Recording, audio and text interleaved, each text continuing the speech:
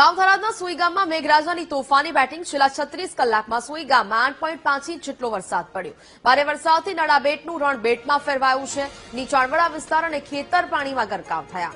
જ્યાં નજર કરો ત્યાં બસ પાણી જ પાણીના દ્રશ્યો જોવા મળ્યા. નડાબેટમાં પાણી ભરાતા પ્રવાસીઓની અવરજવર પ્રભાવિત થઈ છે. ઠેર ઠેર પાણી ભરાતા લોકોને એલર્ટ રહેવા હાલ તો સૂચના પણ આપી દેવામાં આવી છે.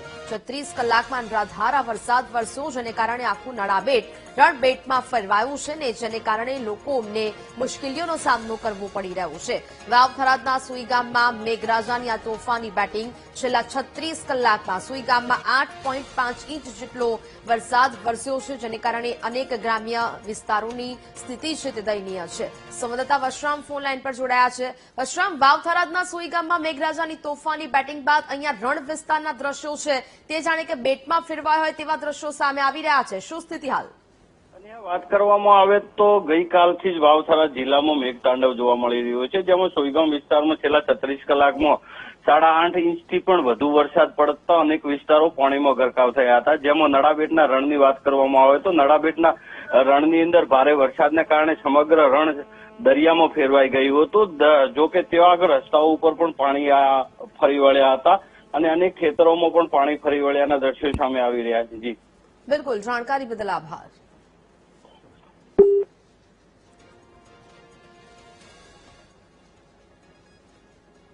તો થરાદમાં ભારે વરસાદથી એસટી વર્કશોપમાં પાણી ભરાયું. એસટી ડેપો અને વર્કશોપમાં પાણી ભરાતા મુસાફરો અટવાયા.